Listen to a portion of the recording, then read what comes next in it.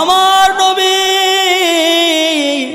রহমতের ভান্ডার উম্মতের কান্ডারি জাবেরের ছেলে দুইটাকে যায় দেখে একটা ছেলের গলা কাইটা ফেলাইছে। আল্লাহু আকবার। একটা ছেলের গলা দেহ থেকে আলাদা হয়ে গিয়েছে। এই মুহূর্তে আমার নবীর দুইটা চোখের পানি বের হয়ে গিয়েছে। আমার নবীজি আল্লাহর কাছে দুইটা হাত তুইলা কয়, আল্লাহ এই মুহূর্তে তুমি যদি এই জাবেরের দুইটা সন্তানকে জিন্দা না করো, আমি নবী সাহাবায়ে কেরাম সুদ্ধা খানা মুখে দিব না। আল্লাহু আকবার। আমার নবী আল্লাহর কাছে দোয়া করতে দেরি হয়েছে, হযরতে জাবেরের দুইটা ছেলে জিন্দা হইতে দেরি হয় না। সুবহানাল্লাহ।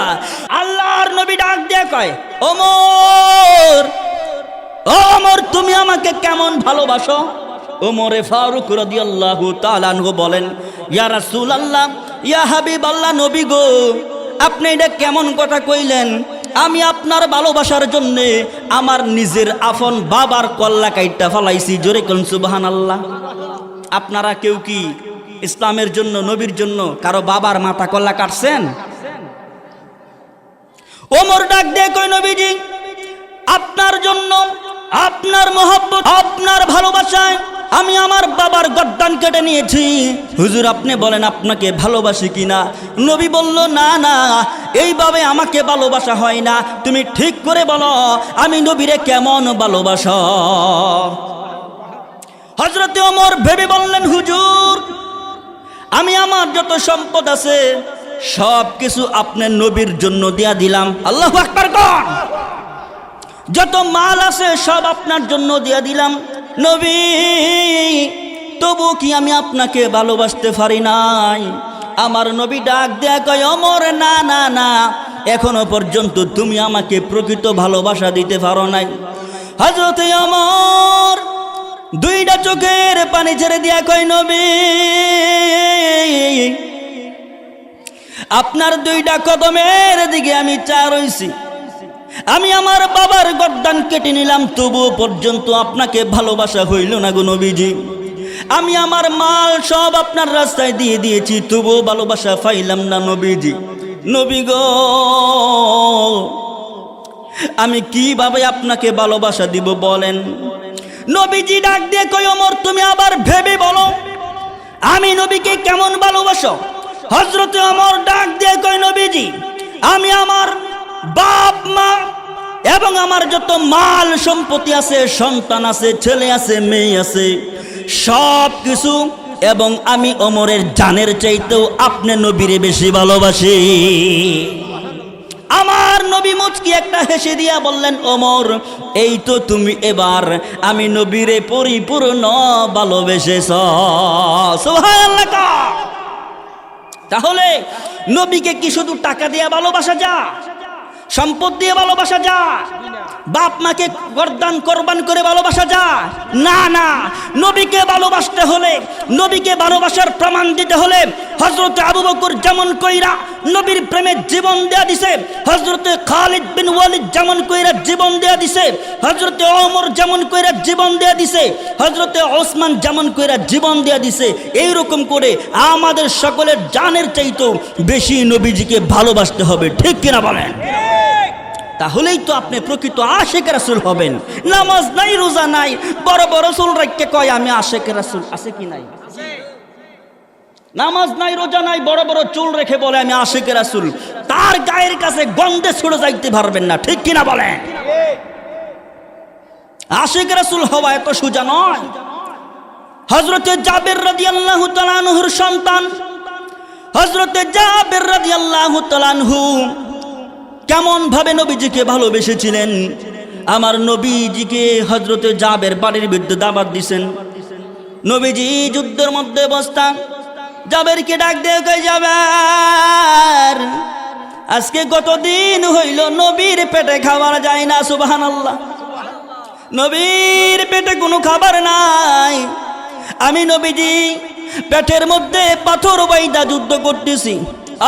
জাবের আমি তোমার কাছে কোনো খাবার চাই না, আমি নবী তোমার কাছে কোনো খানা চাই না, কিন্তু আমার সাহাবীদের চেহারার দিকে তাকাইলে আমি নবীর বড় মায়া লাগে। সুবহানাল্লাহ। ও জাবের, আমার সাহাবীদের দিকে তাকাইলে আমি নবী সহ্য করতে পারি না, আমাকে খাবার দিতে হবে না, যাও দেখো আমার সাহাবীদের জন্য কোনো কিছু পাওনি। সুবহানাল্লাহ কোন। হযরতে জাবের রাদিয়াল্লাহু তাআলা আনহু বাড়ির ভিতরে গেলেন, বিবির ডাক দিয়ে কয়, ও আমার বিবি, দিনের নবী কোনো কিছুই জীবনে চায় নাই, আজকে আমি জাবেরের কাছে একটু খানা চাইছে। ও আমার বিবি, যায়া দেখো বাড়ির ভিতরে কোনো কিছু আছে কিনা। হযরতে জাবেরের বিবি বলেন, ও আমার স্বামী, ঘরের ভিতরে তো খাবার বলতে কোনো কিছুই নাই, কিন্তু ছোট্ট একটা বকরি বা উটের আমার বাইরা বাচ্চা আছে, এই বকরির বাচ্চাটাকে, দুম্বার বাচ্চাটাকে জবাই করে নবীকে মেহমানদারি করাইব। সুবহানাল্লাহ কোন। মনোযোগ হারায় ফেলাইছেন, সবাই মনোযোগ দেন। হযরতে জাবের নবীরে কেমন ভালোবাসছে আর আমি আর আপনি কেমন ভালোবাসি। হযরতে জাবের আশিক রাসূল ছিল, আমি আপনি আশিক রাসূল দাবি করি। দেখেন আমার এবং আপনার হযরতে জাবেরের সাথে পার্থক্য কেমন। হযরতে জাবের রাদিয়াল্লাহু তাআলা আনহুর সাথে ভালোবাসার পার্থক্য কেমন। আমরা কেমন নবীরে ভালোবাসি, হযরতে জাবের কেমন ভালোবাসছে। হযরতে জাবের রাদিয়াল্লাহু তাআলা আনহু দিলটা নরম করে দেন বাজান। স্ত্রীর কাছে যখন এই কথা বললেন, স্ত্রী সুন্দর করে দুইজনে মিলে একটা বকরির বাচ্চাকে জবাই করছে। সুবহানাল্লাহ, জোরে কর। একটা বকরির বাচ্চাকে যখন জবাই করা হয়েছে, হযরতে জাবের রাদিয়াল্লাহু তাআলা আনহু তার সন্তানদেরকে নিয়ে ঘরের ভিতরে ছিল। এবার নিয়ে আসছে সাহাবীদেরকে, সুন্দর করে পাকাইছে, জাবের আটার রুটি বানাইছে। এই রুটি দিয়া বিশ্ব নবী রাহমাতাল লিল আলামিনকে আপ্যায়ন করবে। সুবহানাল্লাহ কর। এমন নবীকে আপ্যায়ন করবে যেই নবীর খানার প্রয়োজন হয় না। কারণ আল্লাহকে যদি বলতো, আল্লাহ এই পাহাড়, ওহুর পাহাড়টাকে আপনি স্বর্ণ বানায় দেন, তাহলে নবীর ভিসে ভিসে এই ওহুদ পাহাড় স্বর্ণ হইয়া ঘুরতে থাকতো। ঠিক কিনা কর। কিন্তু এমন নবী আল্লাহর কাছে সম্পদ চায় নাই, ধন সম্পদ চায় নাই, শুধু চেয়েছে উম্মতের নাজাত, উম্মতের নাজাত। কথা কোন ঠিক কিনা। আমাদের উম্মতের জন্য নবীজি এত সারা জীবন কান্না করেছে, এখনো সোনার মদিনায় নবীজি কান্দে। ঠিক কিনা বলেন, বলেন না। উম্মতের কান্ডার নবী রহমতের ভান্ডার, জোরে উম্মতের কান্ডার নবী। নবী বিনে রোজ হাসরে কে করিবে ফার, বলেন নবী বিনে রোজ হাসরে কে করিবে ফার। উম্মতের কান্ডার নবী ডার, জোরে উম্মতের কান্ডার নবী রহমতের ভান্ডার। নবী বিনে রোজ হাসরে কে করিবে পার, নবী বিনে রোজ হাসরে। আয় উম্মতের কান্ডার নবী রহমতের ভান্ডার, জোরে উম্মতের কান্ডার নবী। যাইয়া দেখো মদিনাতে কান্দে নবী দিনে রাইতে, যাইয়া দেখো দিনে রাতে ওই যে সোনার মদিনাতে। সেজদায় পড়ে কান্দে নবী উম্মত যারে যারে, সেজদায় পড়ে কান্দে নবী উম্মত যারে যারে। উম্মতের কান্ডার নবী। বলতে পারেন না রহমতের ভান্ডার, বলেন উম্মতের কান্ডার নবী ডার। হাই হাই উম্মতের কান্ডার নবী। নবী বিনে রোজ হাসরে কে করিবে পার, নবী বিনে রোজ হাসরে কে করিবে পার। উম্মতের কান্ডার নবী।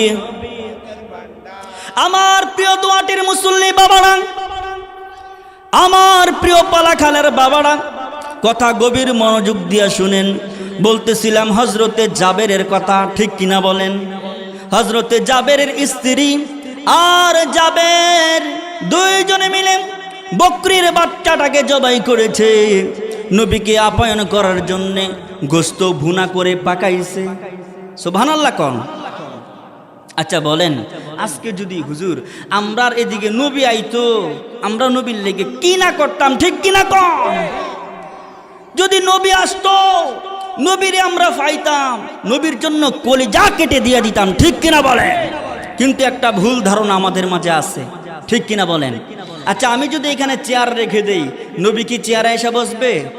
জবাব দিবেন সহি সুন্নি হন, ঠিক কিনা বলেন? সহি সুন্নি হন, সহি আশিক রাসূল হন। শুধু আশিক রাসূল বললে হবে না। দেখেন আশিক রাসূল হযরতে জাবের কি দিয়েছে নবীকে, আর আমি আর আপনি কি দিচ্ছি নবীকে, ঠিক কিনা বলেন?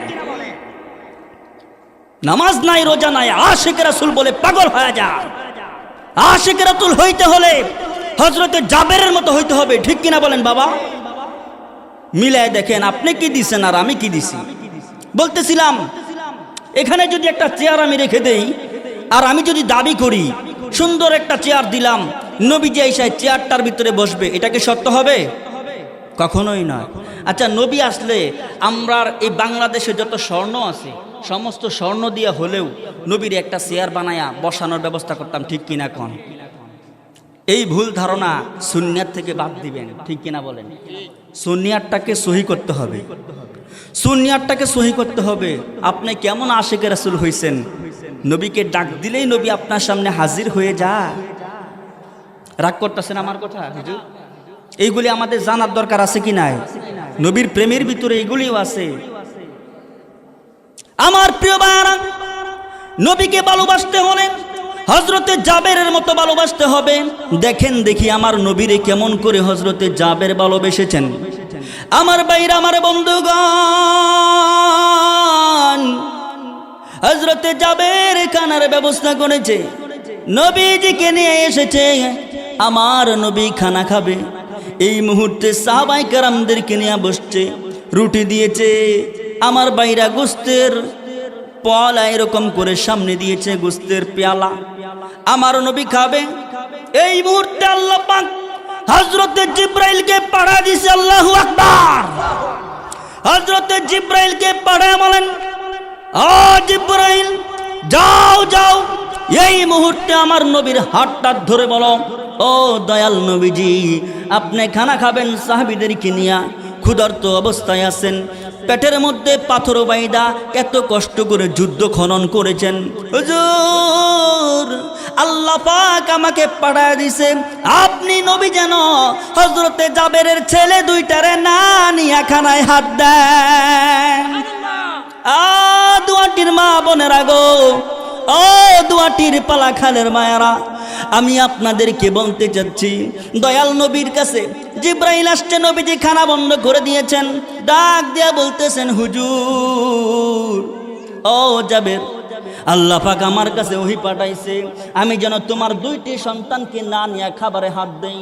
আমার নবী কামলে মারা নবীজি এই মুহূর্তে ডাক দেয়া বলতেছেন, ও জাবের যাও যাও, তোমার দুইটা সন্তানকে নিয়ে আসো, তোমার দুই সন্তান ছাড়া আমি নবী খানা খামো না।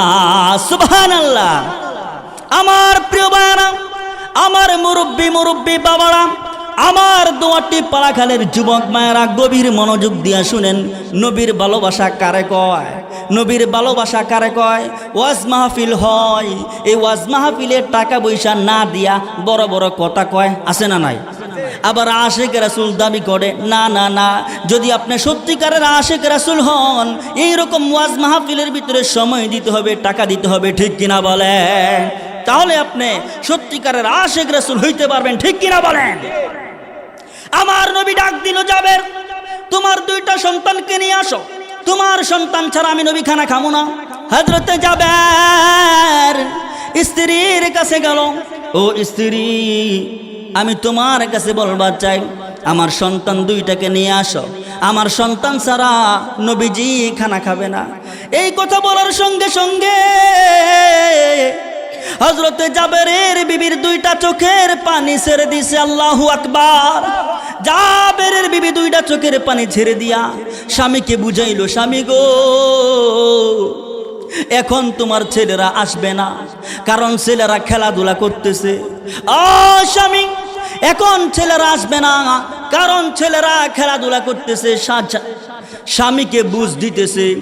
আমার বাইরে, আমার বন্ধুগণ, এন্ডিমেট টাইমে দয়াল নবীর কাছে গেল জাবের, হুজুর আমার ছেলেরা খেলা করতেছে, এখন আপনার সামনে আসতে পারবে না। নবীজি আবার খানার মধ্যে হাত দিলেন, জিব্রাইল বাধা দিলেন, ইয়া রাসূলুল্লাহ, হযরতে জাবেরের ছেলে দুইটাকে না নিয়ে আপনি খানা খাবেন না, আমার হাবা কন। এইরকম ভাবে হযরতে জাবের রাদিয়াল্লাহু তাআলা আনহু নবীর কাছে তিনবার গিয়েছেন, নবী তিনবার না করেছেন। 4 বারের মাথায় আমার দয়াল নবী ডাক দেয়া কয়, জাবের রে, আমি নবী তোমার 2 ছেলে লইয়া খানা খাইতাম না। সুবহানাল্লাহ কর। আমার দয়াল নবী হযরতে জাবেরকে প্রশ্ন করলেন আর তার স্ত্রীকে, ও জাবের, ও জাবেরের স্ত্রী, আমি তোমাদের সন্তানকে নিয়ে খাবো, কোথায় তোমার সন্তান? জাবেরের স্ত্রী কয়, হুজুর আমার সন্তান তো দুনিয়াতে নাই। বলে কেমন করে দুনিয়াতে নাই? দিলটা নরম করেন, 2টা ফোঁটা চোখের পানি বাইর করার চেষ্টা করেন। এই 2টা ফোঁটা চোখের পানির বদৌলতে আমার আল্লাহ আপনাদের সবার জীবনের গুনাহ মাফ কইরা দিব। নবীর কাছে বলেন, ইয়া রাসূলুল্লাহ, ছেলে 2টা তো এই অবস্থায়। বলে কেমন অবস্থায়? কয়, হুজুর আমার ছেলে 2 জনের কি অবস্থা হয়েছে, এরা আমারে দেখছিল আমি কেমন করে বকরিটাকে জবাই দিয়েছি। ও নবী, আমি কেমন করে বকরিকে জবাই দিয়েছি। এক ভাই আরেক ভাইকে বকরি জবাই করতে দেখাইতে গিয়া যেমনি বকরিটারে বানছি, তারা তো বুঝে না নবীজি, তারা এরকম কইরা এক ভাই আরেক ভাইরে বানছে।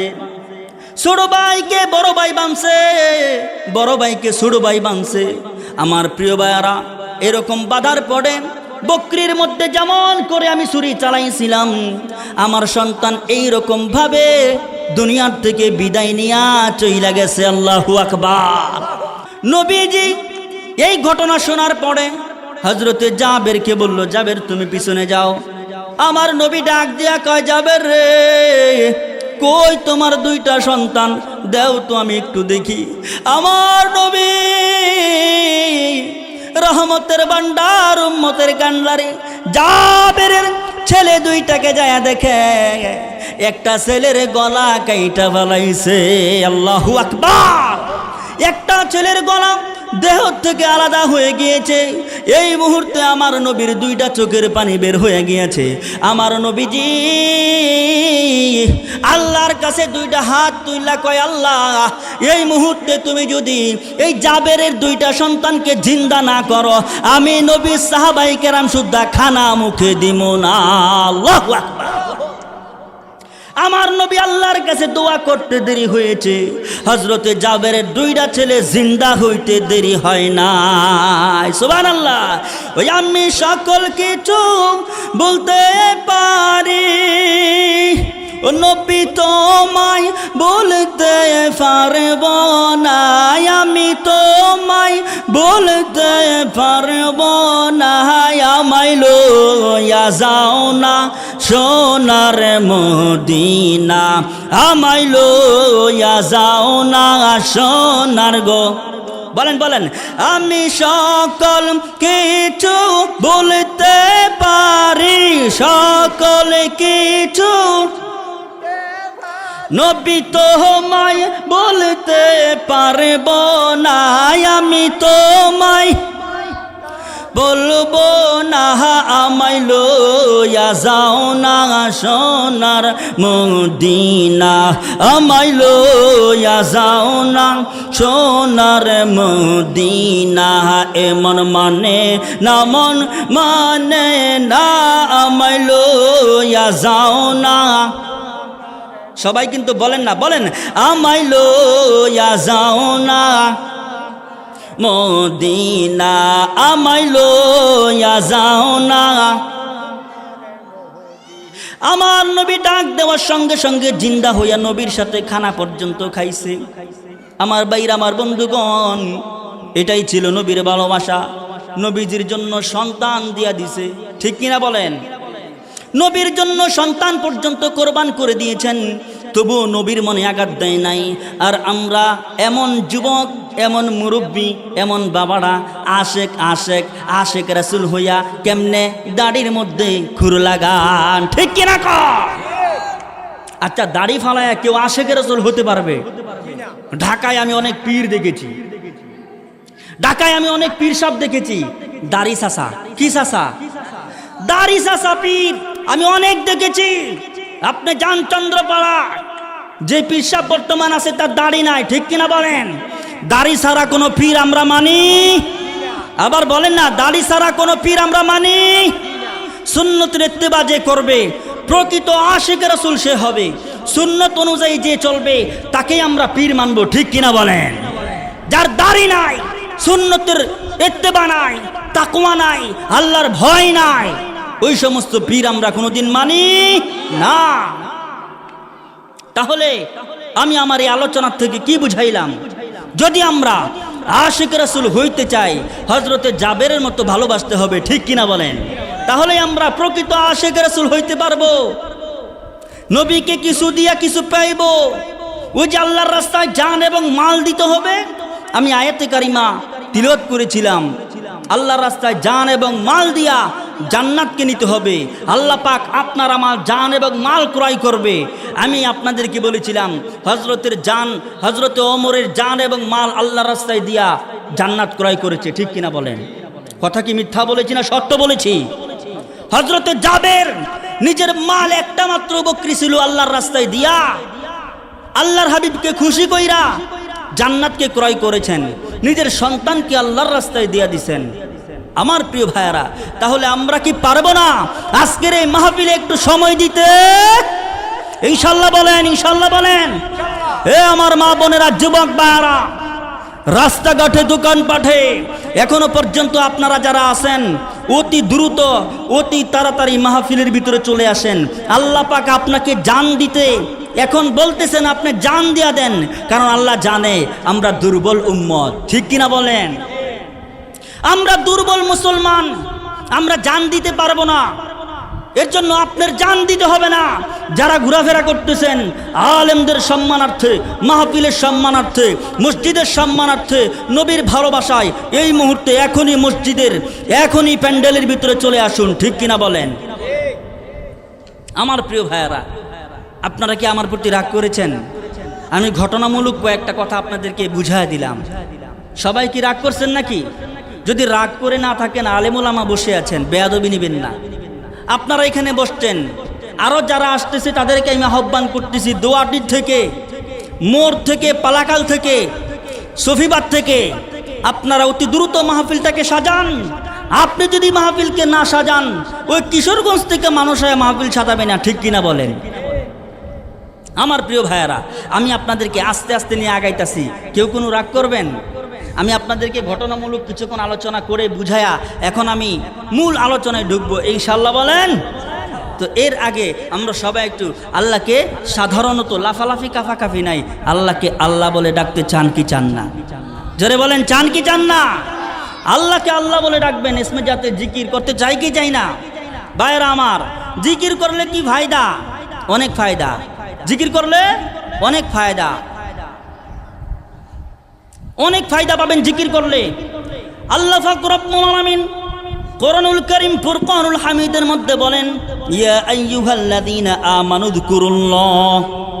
উযকুরুল্লাহা যিকরান কাসীরা ওয়াসাব্বিহুহু বুকরাতাও ওয়া আসীলা। আল্লাহু আকবার। কোন ইয়া আইয়ুহাল্লাযীনা আমানু যকুরুল্লাহা যিকরান কাসীরা ওয়াসাব্বিহুহু বুকরাতাও ওয়া আসীলা। হে দুনিয়ার ইমানদার বান্দা বান্দীরা, তুমি আমি আল্লাহকে তোমরা অধিক পরিমাণে বেশি বেশি স্মরণ করো। সুবহানাল্লাহ। জিকিরের কথা কে বলতেছে? হুজুর কে বলতেছে? আল্লাহ পাক জিকিরের কথা বলতেছে। বান্দারা বন্দীরা, তোমরা আল্লাহর নামের জিকির করো। এরপরে বললেন ওয়াসাব্বিহুহু বুকরাতা ওয়া আসিলা, এবং সকাল এবং সন্ধ্যায় আমি মালিকের পবিত্রতা তাসবিহ পাঠ করো। সুবহানাল্লাহ। আমার প্রিয় বন্ধুগণ, একটু মনোযোগ দিয়ে শুনেন, জিকিরের ফায়দা কি? জিকিরের ফায়দা কি? জিকিরের ফজিলত কি জানতে চাই কি চাই না? চাই কি চাই না বলেন? জিকির করলে কি লাভ? সিয়াসিত্তার হাদিস, সিয়াসিত্তার কিতাব তিরমিজি শরীফের হাদিসের মধ্যে এসেছে, আল্লাহর হাবিব বলেন, যদি কেউ আল্লাহ আল্লাহ নামের জিকির করে ওই বান্দার গুনাহগুলি কেমন ভাবে জোরে জোরে পড়ে যায়। নবীজি দেখায় দিলেন, দেখো দেখো শুকনা ডালের শুকনা গাছের পাতাগুলি শীতকালে যেমন করে ঝরে ঝরে পড়ে যায়, কোনো বান্দা কোনো বন্দি যখন আল্লাহ আল্লাহ নামের জিকির করে ওই বান্দার গুনাহগুলি এইভাবে জমিনের মধ্যে ঝরে পড়ে যায়। নামের জিকির করলে, আল্লাহ নামের জিকির করলে, মালিককে ডাক দিলে শুকনা গাছের পাতা যেমন ঠস ঠস করে জমিনের মধ্যে ঝরে ঝরে পড়ে যায়, ওই বান্দার জিন্দেগির গুনাহগুলি এইরকম কইরা জমিনের মধ্যে পড়ে যায়। আমার প্রিয় বন্ধুগণ, এইরকম ভাবে কোরআনুল কারীমের মধ্যে অনেক আয়াত আছে। আল্লাহ পাক অন্য আয়াতের মধ্যে বলতেছেন, ফাযকুরুনি আযকুরুকুম ওয়াশকুরুলি ওয়ালা তাকফুরুন। আল্লাহু আকবার কর। রে বান্দারা, তোমরা যখন আমি আল্লাহকে স্মরণ করবা, আমি আল্লাহকে ডাকবা, আমি আল্লাহ তোমাদেরকে ডাকবো। সুবহানাল্লাহ। আবার যখন তোমরা আমি মালিককে ডাকতে থাকবা একা একা, আমি আল্লাহ তোমাদেরকে ফেরেশতা নিয়ে ডাকতে থাকবো। সুবহানাল্লাহ। আমার প্রিয় বন্ধুগণ, যখন আপনি আল্লাহকে স্মরণ করবেন, আল্লাহও আপনাকে স্মরণ করবে। কি মহান মালিক আমরা পাইছি, কি মহান মালিক আমরা পেয়েছি। আল্লাহকে আল্লাহ বলে ডাকলে আল্লাহ আমাদের ডাকে সাড়া দেয়। শুধু সাড়া দেয় না, একবার আল্লাহকে ডাকলে আমার আল্লাহ 70 বার জবাব দেয়। তা চাই কি চাই না ডাকতে? প্রস্তুতি গ্রহণ করুন। আজকে 1 বছর পরে আমার প্রিয় ভাইরা মাহফিল, কলবের ময়লা সব সাফ হয়ে যাইব, কলবের ময়লা সব পরিষ্কার করে ফেলবেন। এর জন্য আমার প্রিয় বন্ধুগণ, আমার প্রিয় ভাইরা, আল্লাহ নামের জিকির করব, রাজি আছি কি নাই? এর জন্য আপনারা আস্তে আস্তে উপরে উঠবেন। জিকির করে লাফালাফি কাপাকাপি নাই, ঠিক কিনা বলেন? লাফালাফি কাপাকাপি করে জিকিরের কোনো ফায়দা নাই, ঠিক কিনা বলেন? জিকির করতে হবে সহিভাবে, শুদ্ধভাবে। সহি শুদ্ধ জিকির ছাড়া আপনি আল্লাহরে কিটা কইবেন? আমি তো কথা বুঝি না। আল্লাহরে যে ডাকতেছে মানে উরুম তুরুম আল্লাহরে ডাকে, উরুম তুরুম ভাবে আল্লাহকে ডাকলে আল্লাহ কয়, বান্দা পাগল হয়ে গেছেন, যে আমারে কেমনে ডাকে, ঠিক কিনা বলেন? আল্লাহকে আল্লাহ আল্লাহ আল্লাহ বলে ডাকতে হবে, ঠিক কিনা বলেন? আমার আল্লাহ ডাক দিয়ে কয়, আলা বিযিক্রিল্লাহি তাতমাইন্নুল কুলুব। যে বান্দা ইমানদার মুমিন মুসলমান আমি আল্লাহর নামের জিকির করবে, তার কলবের ভিতরে শান্তি চলে আসবে। সুবহানাল্লাহ। যেই বান্দা আল্লাহকে, এই আয়াতের মধ্যে আল্লাহ বলেন, আলা বিযিক্রিল্লাহি তাতমাইন্নুল কুলুব। আলেম ওলামারা পড়তেছে, বুঝতেছে, আমার আগে আলেমরা বলতেছে, তার মানে আলেমরা জানে, ঠিক কিনা বলেন? আলেমরা জানে। আল্লাহ পাক কোরআনুল কারীমের অন্য আয়াতের মধ্যে বলেছেন, ইমানদাররা মনে রাখবা, যারা জানে এবং যারা জানে না তাদেরকে তোমরা এক মনে কইরো না, ঠিক কিনা বলেন? যারা জানে এবং জানে না তারা এক না। এখানে যারা জানেন না আপনারা, আর যারা জানে আলেমরা, তারা কি সমান? যারা জানে আর যারা জানে না তারা কোনোদিন সমান হতে পারে না। আর আমাদের কাছে তো এখন কোনো ব্যাগ বিচার নাই, ইনসাফ নাই, ইনসাফ হারায় গেছে, ইনসাফ মইরা গেছে। এর জন্য বাবাকে সন্তান আব্বা কইয়া ডাকে না, বুড়া কইয়া ডাকে, ঠিক কিনা বলেন? আর আলেমদের কথা তো অনেক দূরে, আলেমরা জানে, তাদেরকে সম্মান করবে তো দূরের কথা, ঠিক কিনা কম? এর জন্য আমি বলতেছিলাম, আল্লাহ পাক বলতেছেন, আলা বিযিক্রিল্লাহি তাতমাইন্নুল কুলুব। বান্দা যখন আল্লাহকে আল্লাহ বলে ডাক দেয়, তখন বান্দার কলিজার ভিতরে, কলবের ভিতরে প্রশান্তি চলে আসে। জোরে বলেন না সুবহানাল্লাহ। বান্দা যখন আল্লাহকে আল্লাহ বলে ডাক দেয়, আর মুমিন বান্দার কলবের ভিতরে জিকিরের মাধ্যমে শান্তি আসে, ঠিক কিনা কোন? আমার বাইরে আমার বন্ধুগণ সবাই আমার দিকে চান। এই যে আমার মুরব্বী বাবারা ছায়া রয়েছে, যখন লোহার ভিতরে জং ধরে, সেই লোহাটাকে পরিষ্কার করতে গেলে কি লাগে? রেত লাগে, ঠিক কিনা কোন? যখন লোহার ভিতরে জং ধরে, সেই লোহাকে পরিষ্কার করতে গেলে রেতের প্রয়োজন হয়। কাপড়ের ভিতরে ময়লা পড়লে সেই কাপড়কে ধুইতে গেলে পরিষ্কার করতে হলে পাউডার সোডার প্রয়োজন হয়, ঠিক কিনা বলেন? সাবানের প্রয়োজন হয়, হুইল পাউডারের প্রয়োজন হয়। কিন্তু বান্দা, তুমি তো একটাবার তোমার কলবের ভিতরে, তোমার অন্তর, তোমার কলবের দিকে তাকায়া দেখলা না কত হাজার ময়লা, গুনার ময়লা তোমার কলবে পইরা রয়েছে, ঠিক কিনা বলেন? এখন এই যে গুনাহ করছেন 40 বছর, অনেকের 50 বছর, অনেকের 30 বছর, 35 বছর, এই যে গুনাহ যে আমরা করেছি বাবারা, এই গুনাহগুলির মাফ না লইয়া কবরে গেলে কোনো উপায় আছে? খেয়াল করবেন, এই যে আমরা 25 বছর, আমার 25 বছর বয়সে আমি গুনাহ করেছি, আল্লাহ, এই গুনাহগুলি লইয়া যদি আমি কবরে যাই, আমার কোনো উপায় আছে? আপনার 40 বছর 50 বছর হয়ে গেছে, আপনি গুনাহ লইয়া যদি কবরে যান, কোন উপায় আছে? কোনো উপায় থাকবে না। ফেরেশতাকে ডান্ডার বাড়ি একটাও মারির সত্য না, সব ভিড়ের মধ্যে পড়বো। মহিলারা মনে করতেছে হুদা আমরার পুরুষেরই গুনাহ হয়, মহিলাদের কোনো গুনাহ হয় না, ঠিক কিনা? এ দুয়াটির মা বোনেরা, পালাখালের মা বোনেরা, গভীর মনোযোগ দিয়ে শুনেন, গুনাহ শুধু একা পুরুষের হয় না, গুনাহ আপনাদেরও হয়, ঠিক কিনা কন? ওই যে যখন বাজারে বোরকা ছাড়া বের হন, বেপরোয়া ভাবে বের হন, অশালীন ভাবে চলেন, মোবাইলের ভিতরে অশ্লীল ভিডিও দেখেন, পর্দাহীনতায় চলেন, আপনি মা হইয়া আপনার মেয়েকে পর্দা ছাড়া হাঁটান, পর্দা বিহীন রাস্তায় বের করে দেন। আপনি মা হইয়া যখন আপনার মেয়ের প্রতি এইরকম পর্দার বরখেলাপ করবেন, আপনার আমল নামায় অটোমেটিক গুনাহ চলে যাবে, ঠিক কিনা? আপনি যতই যাই নামাজের ভিতরে বসে থাকেন না কেন, আপনার আমল নামায় কি চলে যাবে? গুনাহ চলে যাবে।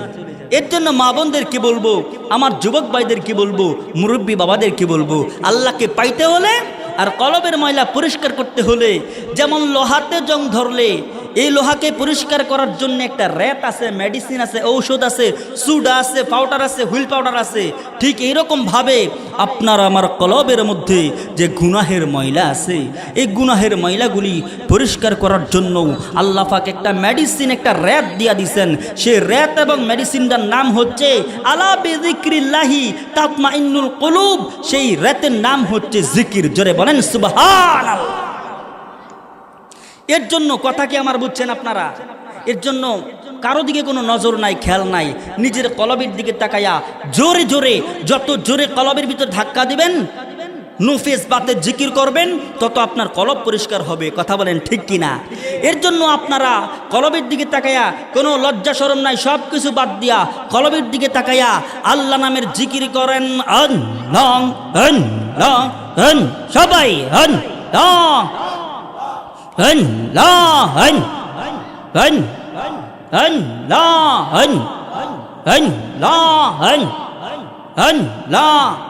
দাঁড়ান, হয় নাই। আমি বলেছিলাম গভীর মনোযোগ দিয়া। আপনারা কি মনে করেছেন হুজুররা, আলেম ওলামারা শুধু কি আমরাই জিকির করব, নাকি আমাদের আগে ওলি আল্লাহরা যারা ওলি হয়েছে জিকির করে ওলি হয়েছে? আমার প্রিয় ভাইরা, ছোট্ট একটা ঘটনা আমি আপনাদেরকে বলে দিচ্ছি। গাউসে পাক হুজুরে মহিউদ্দিন আব্দুল কাদের জিলানী রহমাতুল্লাহ আলাইহি যখন জিকির করত, জিকির করতে করতে আল্লাহর ওলি হুজুরে গাউসে পাক বরফির আব্দুল কাদের জিলানী জিকির করতে করতে জমিন থেকে উপরে উঠা যাইত। সুবহানাল্লাহ। আব্দুল কাদের জিলানী অনেক দূরের প্রশ্ন, অনেক দূরের কথা, কিন্তু আপনাদের এই এলাকা কচুয়ার জমিনে উজানির দরবার আছে না নাই? উজানির দরবার আছে কি নাই বলেন? এই উজানির দরবারে আপনি যাবেন, কি সুন্দর করে আল্লাহর ওলিরা, আল্লাহ ওয়ালারা জিকির করে। আমার ভাইরা, আমার বন্ধুগণ, উজানির কারি ইব্রাহিম রহমাতুল্লাহ আলাইহি জিকির করত। আমার ভাইরা, আপনারা তো বিশ্বাস করেন না, আপনারা তো বিশ্বাস করেন না, আপনারা তো বিশ্বাস করেন না, কারণ আপনারা তো দেখেন না যেই বান্দা জিকির করে আর যেই বান্দার কলবের মধ্যে জিকিরের রৌশনী চলে এসেছে, ওই বান্দা আমার মাওলারে দেখতে পারে। সুবহানাল্লাহ। উজানির কারি ইব্রাহিম রহমাতুল্লাহ আলাইহি জিকির করতে করতে আমি শুনেছি আল্লাহর বান্দা পানির উপর দিয়ে পর্যন্ত যাইতে পারত। সুবহানাল্লাহ। আর এটা তো সাধারণ বিষয়। কুতুবুল আকতাব হন, কুতুবুল আকতাব হন, নিজের কলবটাকে পরিষ্কার করেন, আত্মাকে শুদ্ধি করেন। আরে পানির উপরে কেন, বিমান ছাড়া আসমানে চলতে পারবেন, ঠিক কিনা বলে? বিমান ছাড়া আসমানে আপনি চলতে পারবেন যদি আপনার কলবকে শুদ্ধ করতে পারেন। শুধু উজানির কারি ইব্রাহিম রহমাতুল্লাহ আলাইহি নয়, আপনি যা দেখবেন চরমনাইয়ের জমিনে আছে না নাই, ওইখানেও জিকির হয়, উজানিতেও জিকির হয়। আমার বাইরে আমার বন্ধুগণ, এইরকম করে সারসিনার জমিনেও যায় দেখবেন যখন ইল্লাল্লাহ এরকম করে জিকির করতে থাকে। আমি শুনেছি আমার বাইরে আমার বন্ধুগণ, এই যে পুকুরের পুষ্কুনির মাছগুলি পর্যন্ত লাফাইতে থাকে। সুবহানাল্লাহ। আপনি আমি মালিক চিনলাম না, কিন্তু পুষ্কুনির মাছে মালিক চিনে, গরু বাছুরে মালিক চিনে, বকরিতে মালিক চিনে, গরুতে মালিক চিনে, কিন্তু আমি আপনি মানুষ হইয়া মালিক চিনলাম না, ঠিক কিনা বলেন? ভিতরে প্রবেশ করুন। এর জন্য আল্লাহ আল্লাহ নামের জিকির করবেন। আমার বাইরে আমার বন্ধুগণ, আল্লাহর ওলি যারা হয়েছে জিকির করে হয়েছে। আপনি যখন ইসমে জাতের জিকির করবেন, বিশ্বাস করুন কলব যখন পরিষ্কার হয়ে যাবে, এখানে যখন ইল্লাল্লাহ আল্লাহ আল্লাহ বলে যখন ইল্লাল্লাহ আল্লাহ লা ইলাহা বলে ধাক্কা দেন, এই কলবের ভিতরে যে রক্ত আছে, এই রক্তের ভিতরে একটা রৌশনী হয়। একটা রৌশন যখন হয়, এই যুবক ভাইয়েরা, এই রৌশনগুলি কলবের ভিতরে, এই যে কলিজা হৃৎপিণ্ড, এখান থেকে কিন্তু রক্ত সাপ্লাই হয়, ঠিক কিনা? আমাদের মাথার ভিতরে, ব্রেনটের ভিতরে, গোটা অঙ্গ প্রত্যঙ্গের ভিতরে রক্ত সাপ্লাই হয়। যখন আপনি আল্লাহ বলে আল্লাহ নামের জিকির করবেন, আর এই রক্তগুলি তখন আর সাধারণ কোনো রক্ত থাকে না, এই রক্তগুলি কারেন্টের চাইতেও পাওয়ারি হয়ে যায়। সুবহানাল্লাহ। কোন যখন আল্লাহ নামের ধাক্কা দিবেন, ইল্লাল্লাহ বলে ধাক্কা দিবেন, তখন আপনার এই কলবের রক্তগুলি, এই কলিজার থেকে, হৃৎপিণ্ড থেকে যে রক্তগুলি আপনার সাপ্লাই হচ্ছে গোটা শরীরের ভিতরে, হাতে যাচ্ছে, পায়ে যাচ্ছে, চেহারায় যাচ্ছে, এরপরে মগজে, ব্রেনটে যাচ্ছে, যাচ্ছে কি যাচ্ছে না বলেন? যাচ্ছে আমার ভাইয়েরা। তখন গোটা শরীরটা নুরানি হয়ে যায়, আলোক রশ্মি বের হইতে থাকে। আপনারা দেখেন না, যারা আল্লাহ ওয়ালা নিয়মিত জিকির করে, তাদের চেহারার দিকে তাকায় দেখবেন তাদের চেহারা কত নুরানি, ঠিক কিনা বলেন? এর জন্য আপনারা কেউ রাগ কইরা উঠে চলে যায়েন না। আল্লাহ নামের একটু জিকির করতে রাজি আছেন তো? মনটাকে পরিষ্কার কইরা আজকে বাংলাদেশের দিকে তাকানো যাচ্ছে না।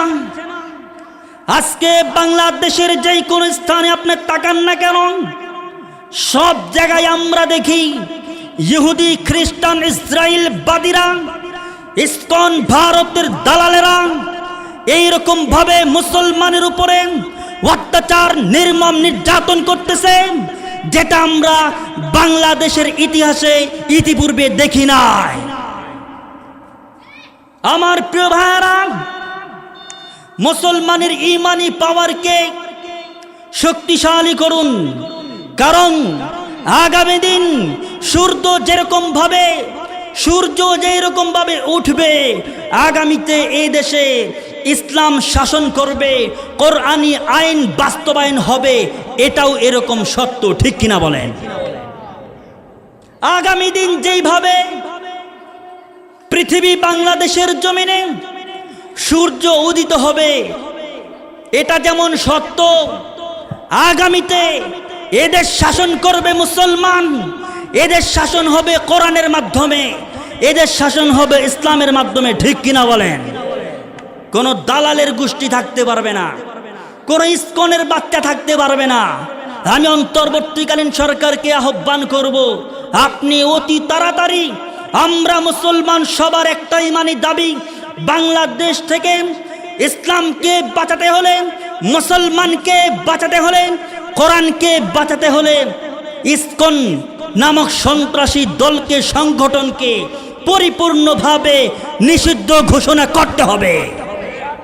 যতদিন পর্যন্ত এদেশ থেকে ইসরায়েলের দালালরা, ভারতের পাঁচাটা গোলামরা বিতাড়িত না হবে, ততদিন পর্যন্ত বাংলাদেশের মুসলমান কোনোদিন শান্তি পাবে না।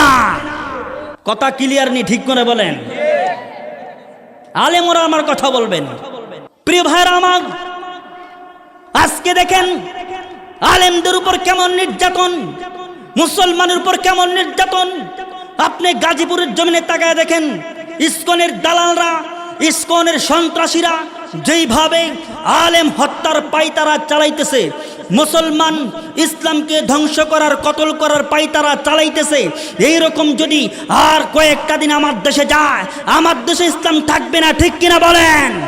এই দেশটা ভারতীয়রা, এই দেশটা ইন্ডিয়ানরা, এই দেশে থাকে, খা, এই দেশে বসবাস করে ভারতের, ইন্ডিয়ার দালালরা, ইসকন সন্ত্রাসীর দালালরা এই দেশটাকে পশ্চিম, আমার প্রিয় ভাইয়েরা, ভারতের, ইন্ডিয়ার অঙ্গরাজ্য বানানোর জন্য চেষ্টা করতেছে। ঠিক কিনা বলেন?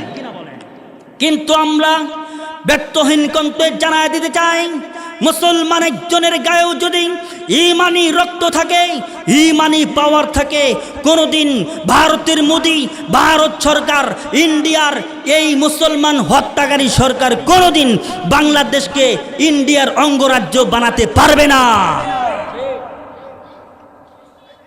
এটাই হচ্ছে আমার সর্বশেষ কথা।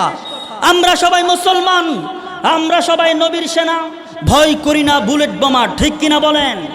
আমরা সবাই নবীর সেনা, ভয় করি না বুলেট বোমা। এটা আমাদের স্লোগান। আমরা সমস্ত মুসলমান একত্রিত হয়ে এই স্লোগানের উপর থেকে ইসলামকে, দিনকে বিজয় রাখবো ইনশাআল্লাহ। বলেন। আজকে যদি বাংলাদেশের এই মুহূর্তে শায়েখে চরমনায় ডাক দেয়, আল্লামা মামুনুল হক ডাক দেয়, আমরা তাদের পক্ষে আছি কি নাই?